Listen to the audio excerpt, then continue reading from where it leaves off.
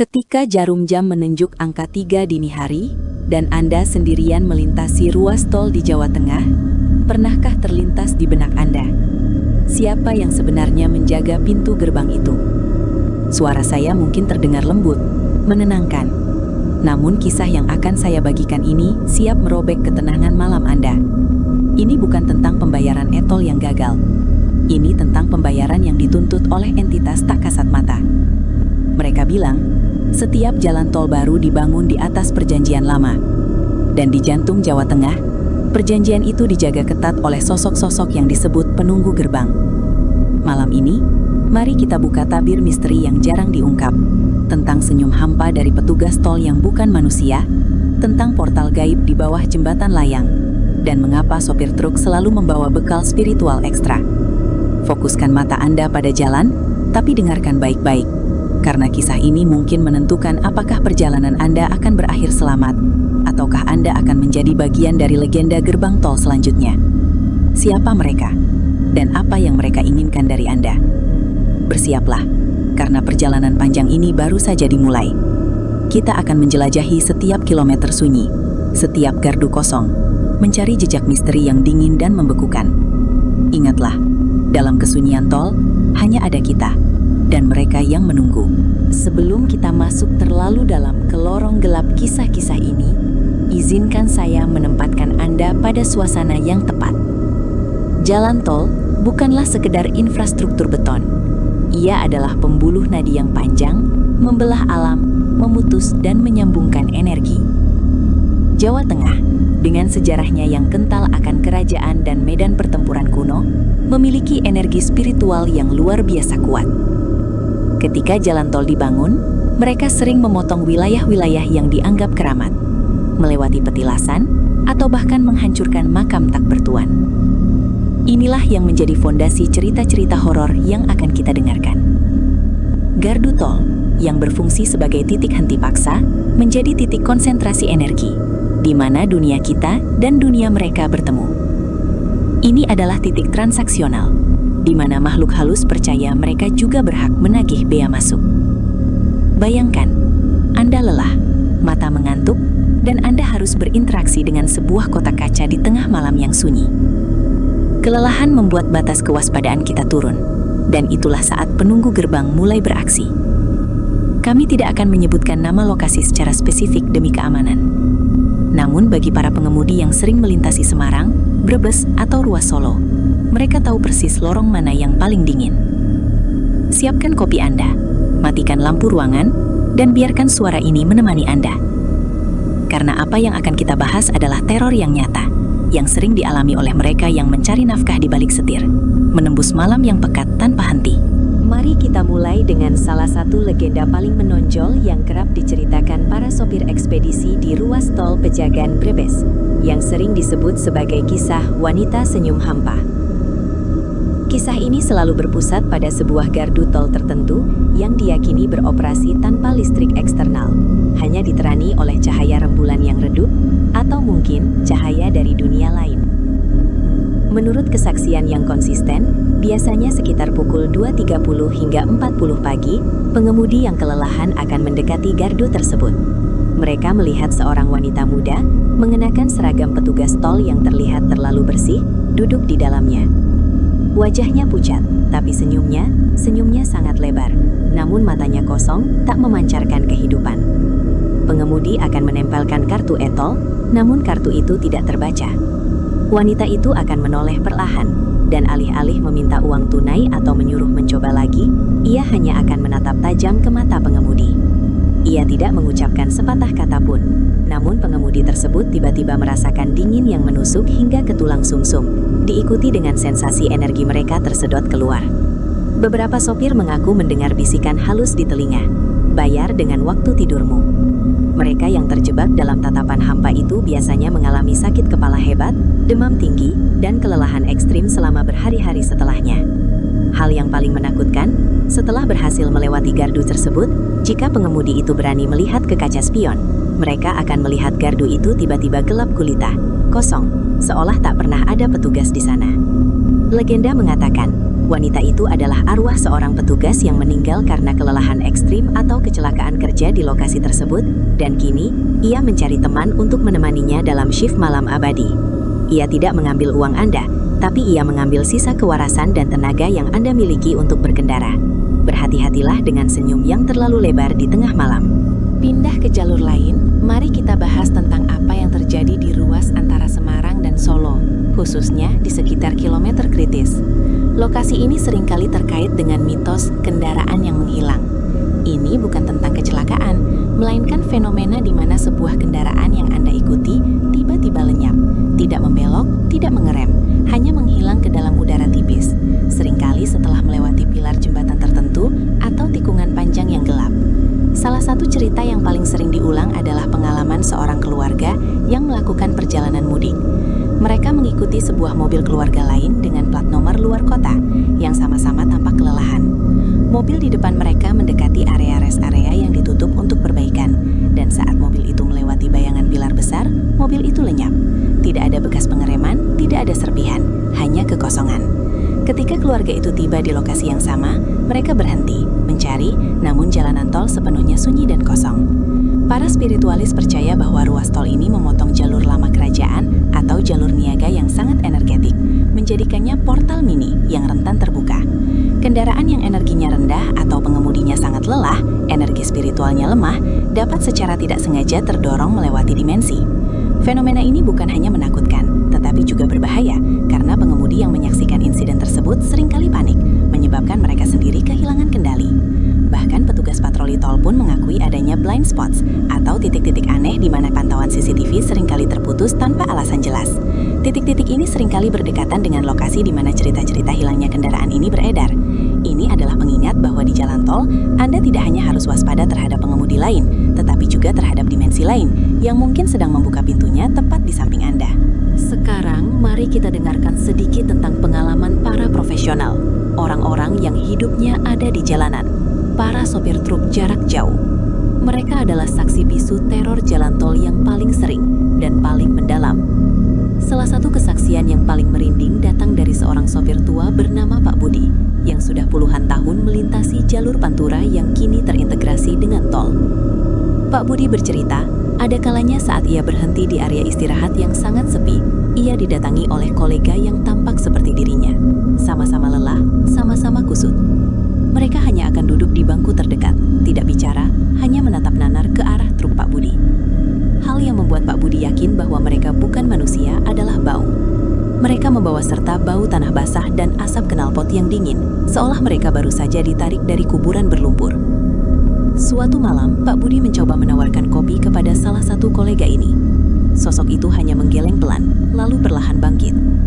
Saat sosok itu berjalan menjauh menuju kegelapan di belakang semak-semak, Pak Budi melihat bahwa bayangan sosok itu tidak sesuai dengan sumber cahaya. Bayangannya jauh lebih besar, lebih menyeramkan, dan bergerak dengan kecepatan yang tidak wajar. Kemudian, suara yang sangat berat dan pelan berbisik tepat di telinga Pak Budi. "Jangan tidur di sini, mereka menunggumu bangun."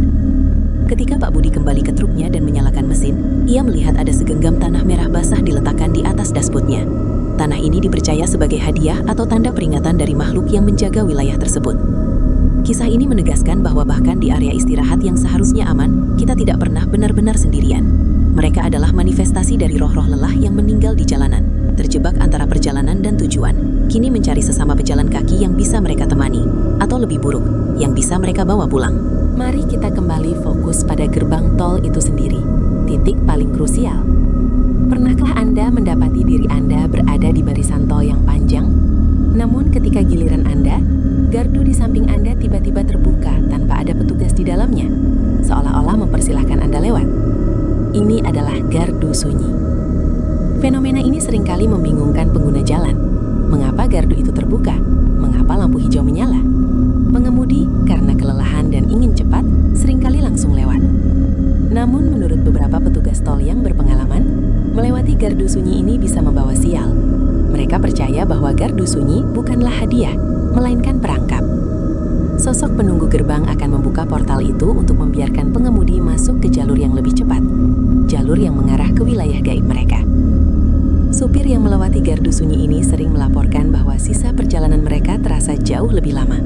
Dan mereka melihat pemandangan yang aneh, pohon-pohon yang terlalu tinggi, kabut tebal yang tidak wajar, atau bahkan rambu jalan dengan tulisan yang tak bisa mereka baca. Yang paling parah, beberapa orang yang melewati gardu sunyi ini hanya sadar bahwa mereka telah tersesat saat mereka tiba di lokasi yang seharusnya mustahil, ratusan kilometer dari tujuan awal mereka, tanpa ingatan jelas bagaimana mereka bisa sampai di sana. Para ahli spiritual menyarankan, jika Anda melihat sebuah gardu terbuka tanpa petugas di tengah malam, abaikan saja. Tetaplah pada antrian Anda, betapapun panjangnya. Karena jalan tol adalah tentang aturan dan keteraturan, dan gardu sunyi adalah pelanggaran aturan, undangan yang tidak boleh Anda terima. Kecepatan sesaat yang ditawarkan gardu sunyi tidak sebanding dengan risiko kehilangan arah, waktu, atau bahkan jiwa Anda di jalanan yang seharusnya familiar. Tidak mungkin membahas horor Jawa Tengah tanpa menyinggung sejarah kelam beberapa rute lama, yang kini terkadang berhimpitan atau bahkan terpotong oleh pembangunan tol modern. Ambil contoh Alas Roban. Meskipun lokasinya sedikit bergeser, energi tragisnya masih menyebar ke area sekitarnya, termasuk jalur tol. Alas Roban dikenal sebagai tempat di mana banyak nyawa melayang, baik karena kecelakaan maupun karena kekerasan di masa lalu. Ketika jalan tol membelah wilayah ini, ia tidak hanya membelah hutan, tetapi juga membelah domain spiritual yang sudah mapan. Para penunggu lama Alas Roban, yang terbiasa menuntut tumbal dari pengguna jalan, kini menemukan cara baru untuk berinteraksi dengan lalu lintas modern. Mereka tidak lagi menunggu di jalan setapak yang gelap, tetapi berdiam di bawah jembatan layang atau di tumpukan tanah galian proyek tol.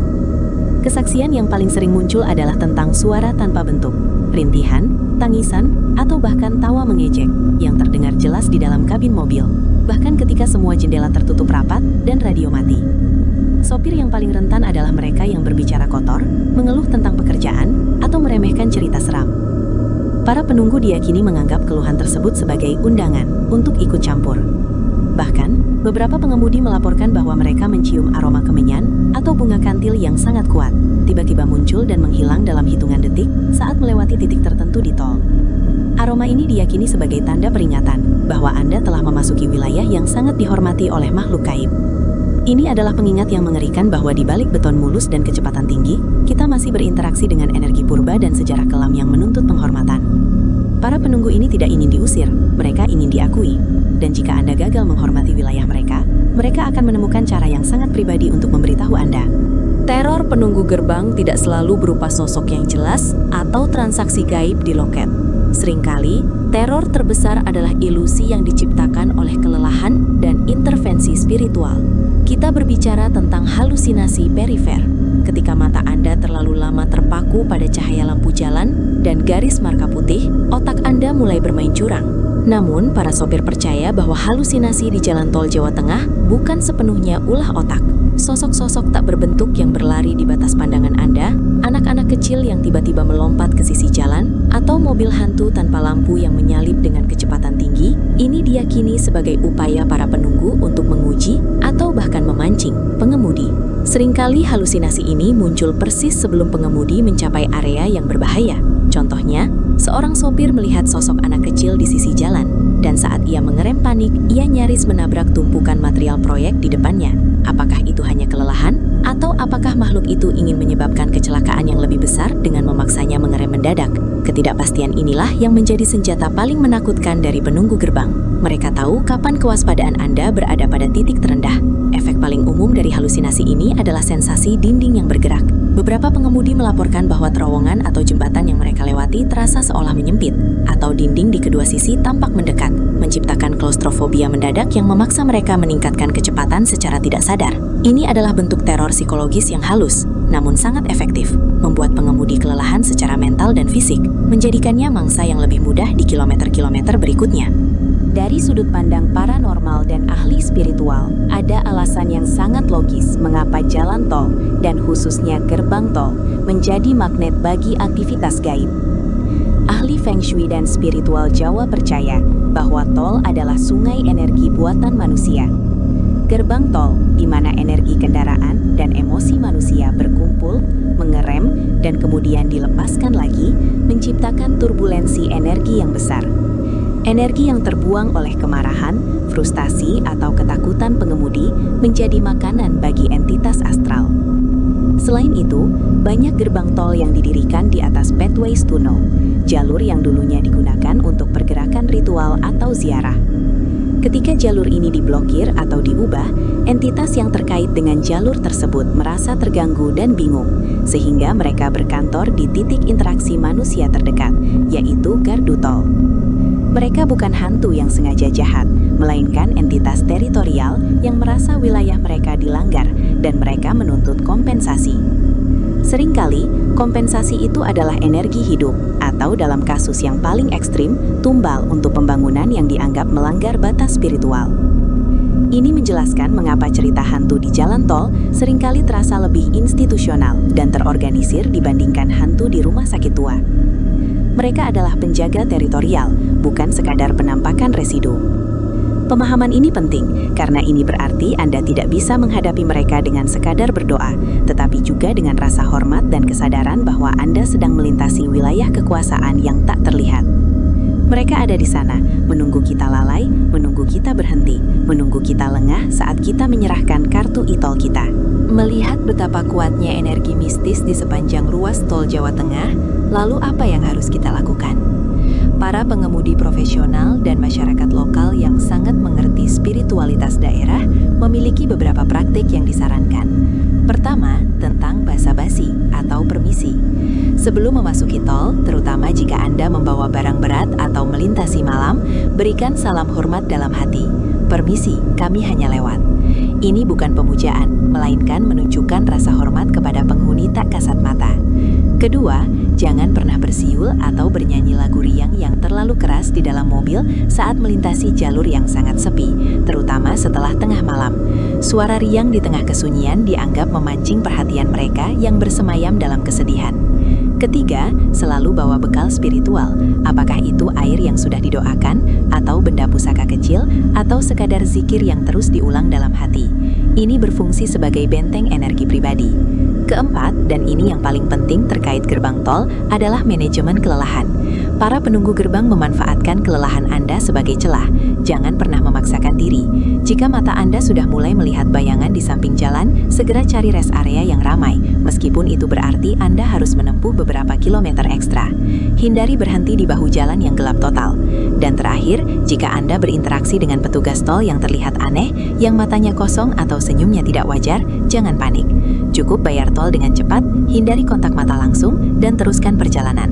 Setelah Anda berada beberapa kilometer jauhnya, barulah Anda boleh menarik nafas lega. Ingat, ketaatan pada logika dan menahan diri dari kepanikan adalah pertahanan terbaik Anda di jalanan ini. Sebagai penutup sebelum kita menyelesaikan perjalanan malam ini, saya ingin membagikan kisah seorang pengemudi taksi online yang mengalami perjumpaan yang sangat singkat namun menentukan. Kejadiannya terjadi di salah satu gerbang tol keluar di pinggiran kota besar Jawa Tengah.